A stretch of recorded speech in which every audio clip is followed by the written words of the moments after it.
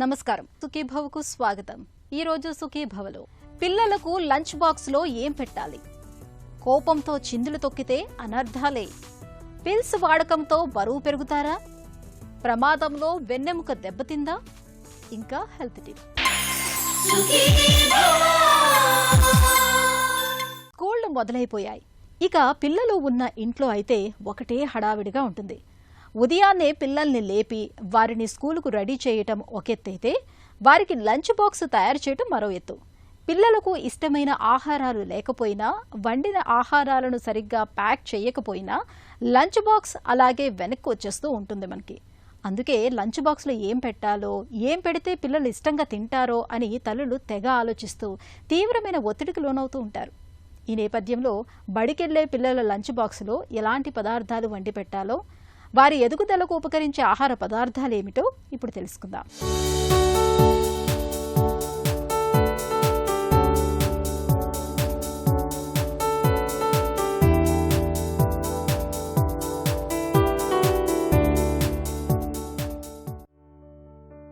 సెలవుల్లో పిల్లల తిండి విషయంలో అమ్మకు ఏ చింత ఉండదు. తీరిగ్గా పిల్లలకి ఇష్టమైనవన్నీ వండి, ఆపై వారి వెంట పడుతూ చందమామను చూపిస్తూ, బుజ్జగిస్తూ, బతిమాలుతూ ఎలాగోలా కొసరి తినిపించేస్తుంది. కానీ స్కూల్ తెరిచాక ఈ పరిస్థితి పూర్తిగా తారుమారైపోతుంది. పొద్దున్నే అమ్మలకు టైం చాలక చకచకా నిమ్మకాయ పులిహోర కలిపి 2 స్పూన్లు నోట్లో కుక్కి మిగిలింది లంచ్ బాక్స్లో సర్దేస్తుంటారు. లేదంటే జామ్ రాసిన బ్రెడ్ ముక్కల్ని 2 నోట్లో కుక్కి మిగిలిన 2 ముక్కల్ని లంచ్ బాక్స్లో కూరి స్కూల్కు పంపించేస్తుంటారు. తీరా సాయంత్రం పిల్లలు ఇంటికొచ్చాక చూస్తే లంచ్ బాక్సులు అలాగే బరువుగా ఉండి మనల్ని వెక్కిరిస్తూ కనిపిస్తాయి. లంచ్ ఎందుకు తినలేదని పిల్లల్ని గదమాయిస్తే ఇష్టం లేక తినలేదనో మరోటనో ఏదో ఒక సాకు చెప్పి తప్పించుకుంటూ ఉంటారు. నిజానికి బడికెళ్లే వయసులో పిల్లలు ఇలా ఒక పూట తిని మరో పూట సరిగ్గా తినకుండా ఉంటే వారి ఎదుగుదల మందగించడంతో పాటు చదువుల్లోనూ వెనకబడే ప్రమాదం ఉంటుందని చెబుతారు పోషకాహార నిపుణులు. పిల్లలు లంచ్ బాక్స్లో ముఖ్యంగా 2 ఇంపార్టెంట్ అండి. ఒకటి, ఆరోగ్యకరమైన ఆహారం ఉండాలి. అంటే అది మంచి సంతులిత ఆహారం ఉండాలి. రెండోది, పిల్లలు తినేలాగా అట్రాక్టివ్గా కనపడాలి. ఈ 2 లంచ్ బాక్స్లో ఉండాలి. ఇది ఉండాలనుకుంటే చాలా మటుకు ఒకటేంటంటే పండ్లు రకాలు పెట్టచ్చు.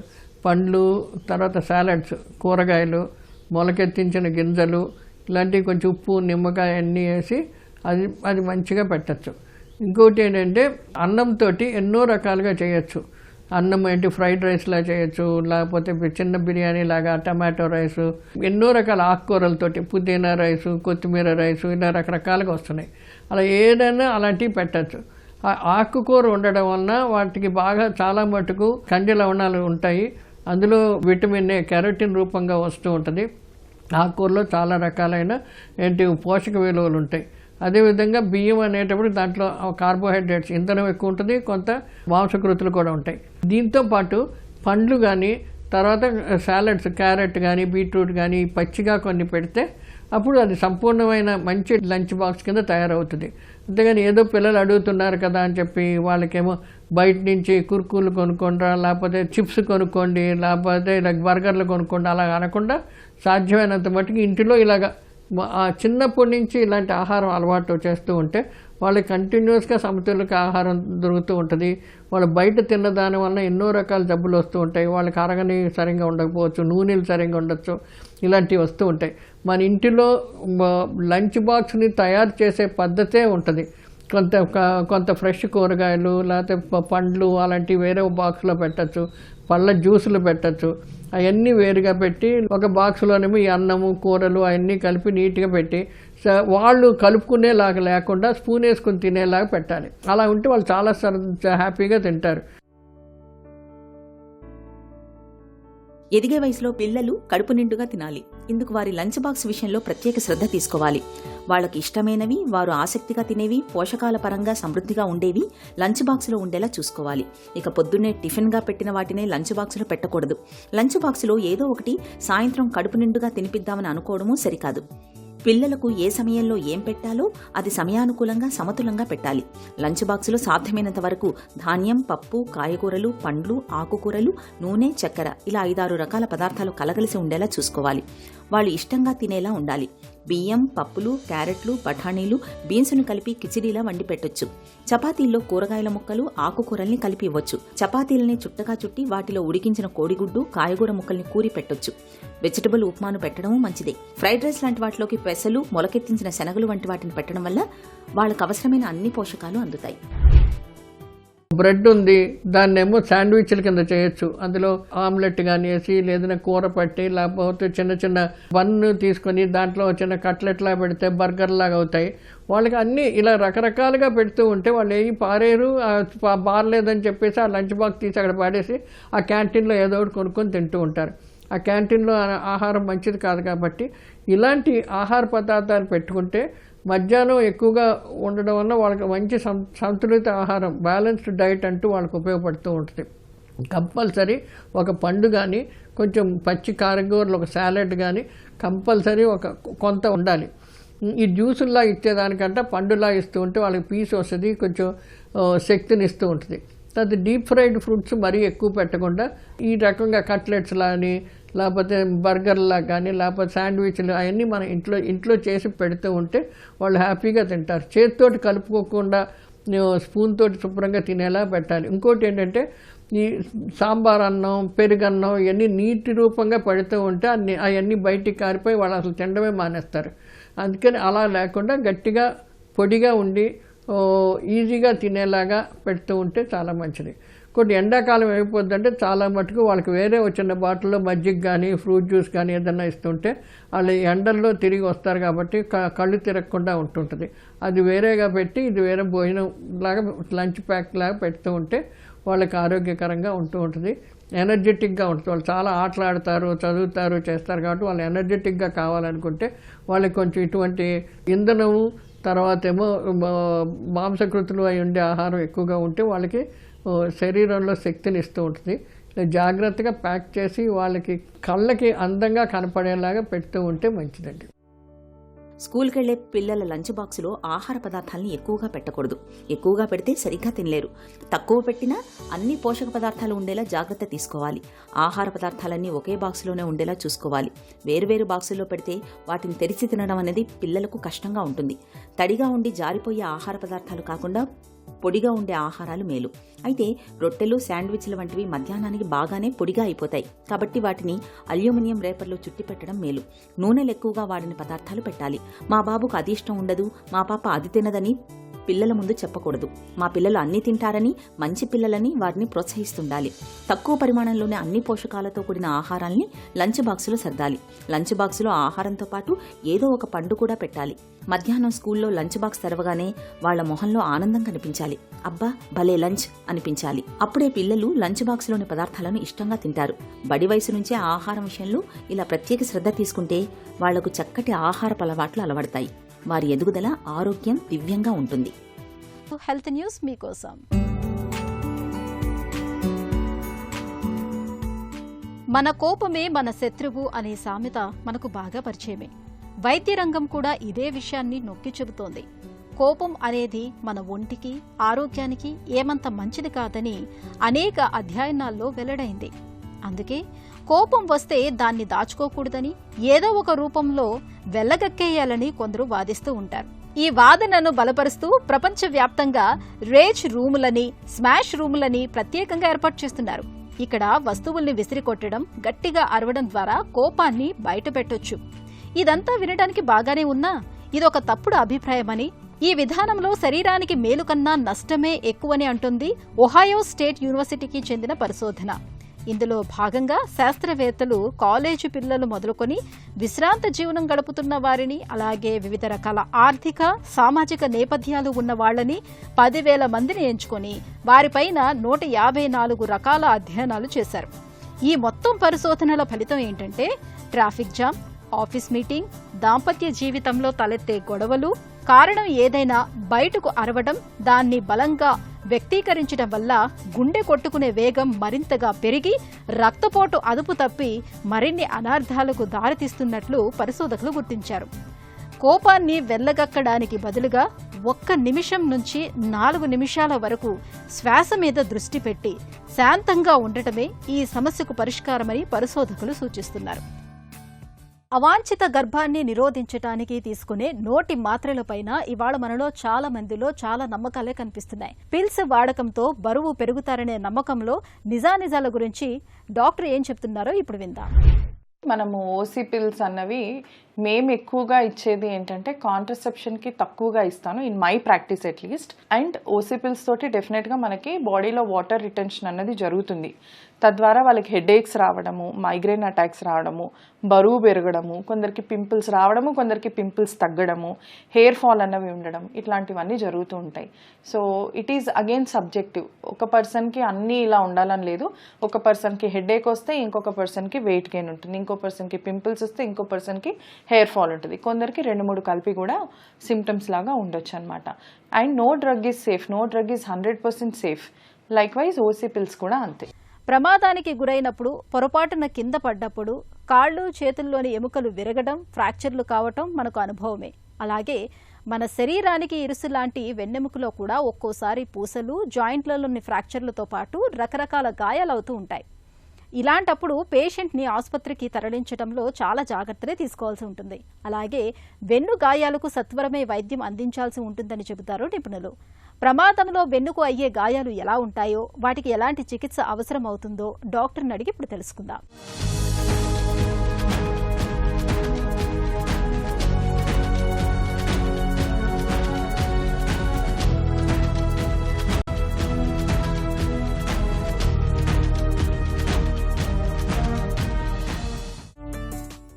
ఎలాంటి ప్రమాదాల్లో వెన్నుకు ఎక్కువగా గాయాలవుతుంటాయి?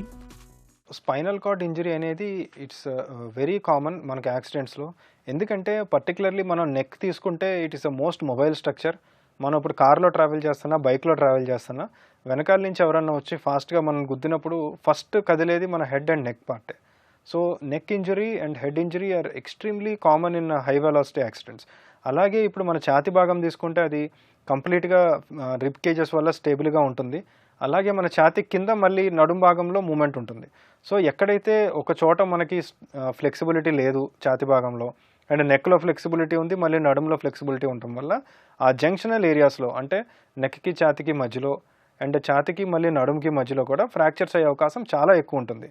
సో ఎప్పుడైనా మనం ఒక ట్రాఫిక్లో వెళ్తున్నప్పుడు ఏదైనా accident which is particularly high velocity accident చూసాం, ఆ పేషెంట్ కానీ ఆ మనిషి కానీ స్పృహ కోల్పోవడం కానీ లేకపోతే నేల మీద పడి బ్లీడింగ్ అవడం కానీ చూస్తే మనం స్పైనల్ ఇంజరీ ఇమీడియట్గా సస్పెక్ట్ చేయాలి.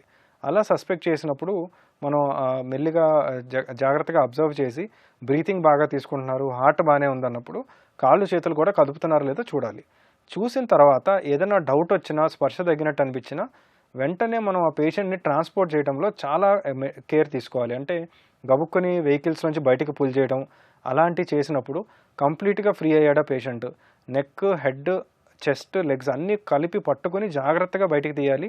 ఎందుకంటే most of the times accident జరిగినప్పుడు ఇంజరీ కన్నా ట్రాన్స్పోర్ట్ చేసేటప్పుడు ఇంజరీ చాలా డేంజరస్. అండ్ మా దగ్గరికి వచ్చే పేషెంట్స్లో చాలామంది చెప్తూ ఉంటారు, జరిగిన తర్వాత కొంతసేపు నాకు కాళ్ళు చేతులు ఆడినాయండి, బయటికి లాగే ప్రక్రియలో మాకు నెక్ దగ్గర దెబ్బ తగిలినట్టు అనిపించింది, తర్వాత కాళ్ళు చేతులు కదలటం మానేసినాయి అని చాలామంది మాకు చెప్తుంటారు. సో ఎప్పుడైనా మనం హై వెలాసిటీ ఇంజరీ జరిగినప్పుడు స్పైనల్ కార్డ్ ఇంజరీ ఉందో లేదో చూడాలి. తెలియని పక్షంలో అది ఉందని మనం అనుకుని స్పైనల్ కార్డ్ని స్టెబిలైజ్ చేసి కాలర్ ద్వారానో ఒక లాగ్ రోల్ లాగా ఒక పేషెంట్ మొత్తాన్ని ఒక 1 పీస్లోనే జాగ్రత్తగా కదిపి తీసుకురావాల్సి ఉంటుంది. వెన్నుకు గాయాలైనప్పుడు త్వరగా ఆసుపత్రికి తరలించాల్సిన ఆవశ్యకత ఎందుకు? యాక్సిడెంట్ అయిన తర్వాత మనకి స్పైనల్ కార్డ్ ఇంజరీ ఉందని సస్పెక్ట్ చేస్తే ఫస్ట్ పేషెంట్ని స్టెబిలైజ్ చేసి అంబులెన్స్లోనో లేకపోతే సింగిల్ పొజిషన్లోనో మనం పేషెంట్ని ఫ్లాట్ సర్ఫేస్ మీద పెట్టి తీసుకెళ్లాల్సి ఉంటుంది. ఎంత ఫాస్ట్గా తీసుకెళ్లాలనేది చాలా ఇంపార్టెంటే. ఒక 8 అవర్స్ లోపల మనం తీసుకెళ్తే కొంచెం ట్రీట్మెంట్ బెటర్గా ఉంటుందని ఎవిడెన్స్ ఉంది.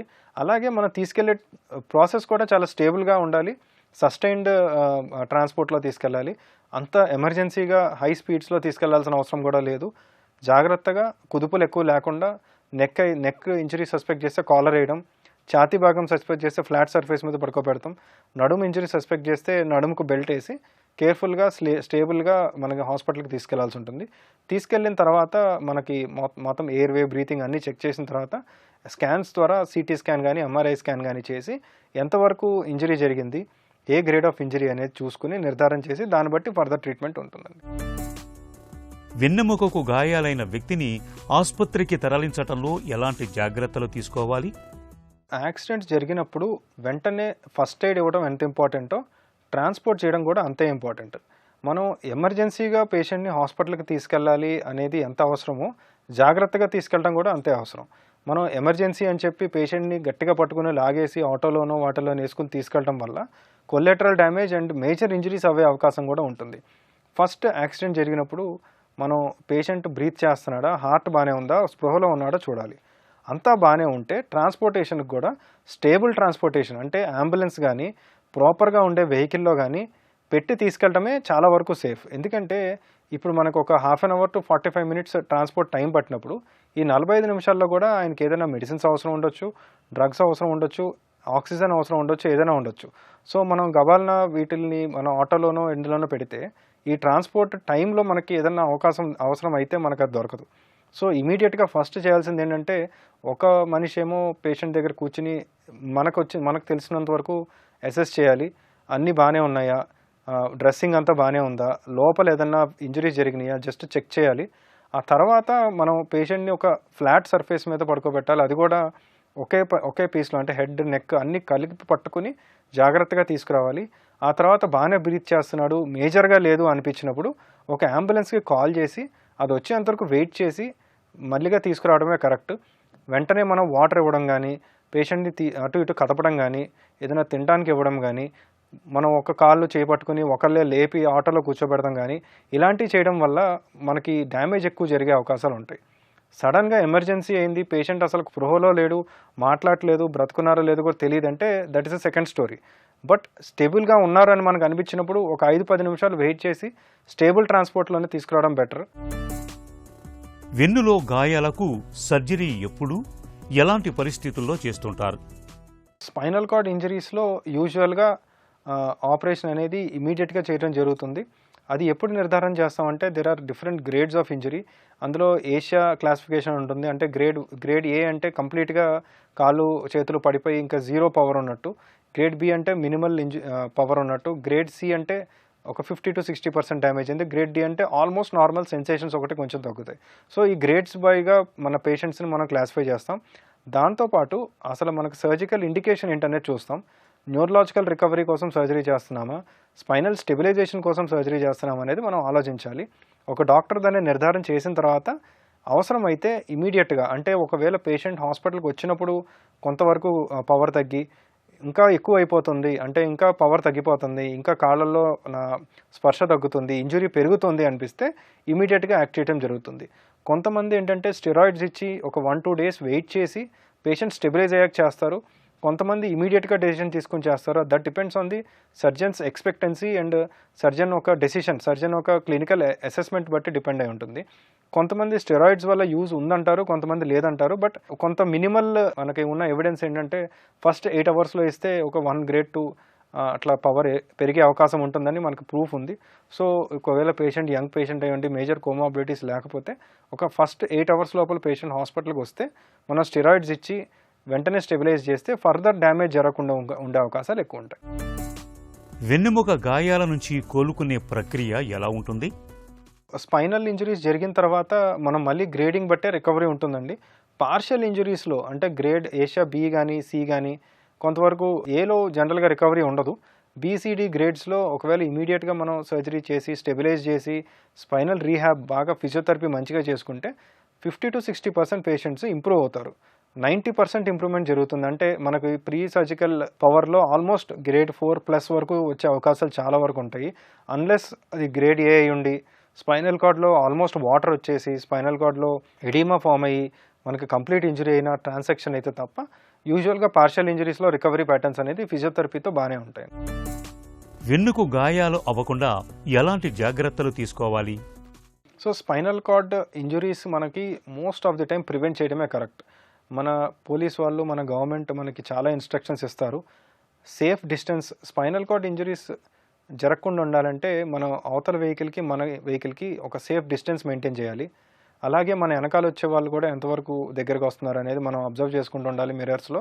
అండ్ స్పీడ్ మనం ఎక్కువ వెళ్లకుండా ఉండి సడన్ బ్రేక్ చేయకుండా ఉంటే విప్లాష్ ఇంజరీస్ కూడా ఎక్కువ అవ్వవు. అండ్ అట్లాగే మన యూజువల్గా వెహికల్ రోల్ ఓవర్స్ అయినప్పుడు కానీ అట్లాంటి టైంలోనే స్పైనల్ కార్డ్ ఇంజరీస్ ఎక్కువ అవుతుంటాయి. హై వెలాసిటీ యాక్సిడెంట్స్ అంటే ఐదర్ మనం కానీ విక్టిమ్ కానీ లేకపోతే గుద్దిన వాళ్ళు కానీ హై వెలాసిటీలో వస్తేనే స్పైనల్ ఇంజరీస్ అయ్యే అవకాశాలు ఎక్కువ ఉంటాయి. సో యాక్సిడెంట్స్ ఎలా ప్రివెంట్ చేయగలమో అలాగే మనం స్పైనల్ ఇంజరీస్ కూడా ప్రివెంట్ చేయడానికి కాలర్ యూస్ చేసుకోవచ్చు. ఒకవేళ నెక్ పెయిన్ ఉన్న వాళ్ళు, ఆల్రెడీ కొంచెం డిస్క్ ప్రొలాప్స్ ఉంది అట్లాంటప్పుడు డ్రైవింగ్ చేసినప్పుడు డెఫినెట్గా నడుముకు బెల్ట్ కానీ కాలర్ కానీ వాడుకుని డ్రైవ్ చేయడం బెటర్. తర్వాత విప్లాష్ ఇంజరీస్ ప్రివెంట్ చేయాలంటే స్పీడ్ బ్రేకర్స్ దగ్గర స్లోగా వెళ్ళాలి. అండ్ మనం వెనకాల నుంచి వచ్చి గుద్దే వాళ్ళని కూడా అబ్జర్వ్ చేసుకుంటూ ఉండాలి. అలాగే మనం కూడా ఎక్కువ స్పీడ్లో హై స్పీడ్లో 60 km/h 70 అంతకన్నా దాటి మనం హైవేస్ మీద కూడా ఎక్కువ స్పీడ్గా వెళ్ళకూడదు. అండ్ ఎమర్జెన్సీ బ్రేకింగ్స్ కూడా ఇవి తగ్గించుకోవాలి. ఇవి తగ్గించుకుంటే మన చేతుల్లో ఉన్న ఇంజరీస్ మన వల్ల జరిగేవి మనం ఆపొచ్చు. అందరూ అలాగే ఫాలో అయితే యూజువల్గా యాక్సిడెంట్స్ తగ్గుతాయి, అలాగే స్పైనల్ ఇంజరీ లెవెల్స్ కూడా తగ్గుతాయండి. ప్రమాదాల్లో వెన్నుకు గాయాలు అయినప్పుడు వాటికి సత్వరమే చికిత్స చేయటం చాలా కీలకం. ఆలస్యం అవుతున్న కొద్దీ సమస్యల ముప్పు పెరుగుతుందని గుర్తుంచుకోవాలి. వెన్ను సర్జరీల్లో ఇవాళ విప్లవాత్మకమైన మార్పులు ఎన్నో వచ్చాయి. సకాలంలో సత్వరమే చికిత్స చేయటం ద్వారా వెన్నులో గాయాల నుంచి త్వరగా కోలుకోవచ్చు. ఇక ఈరోజు కార్యక్రమాన్ని ముగించే ముందు ఒక చిన్న చిట్కా మీకోసం. పిల్లలు శారీరకంగా బలహీనంగా ఉన్నప్పుడు నానబెట్టిన బాదం పప్పుల్ని మెత్తగా రుబ్బి ఆపై పాలు, పంచదారతో కలిపి నిత్యం 2 పూటలా తాగిస్తూ ఉండండి. పిల్లలు త్వరగా బలం పుంజుకుంటారు.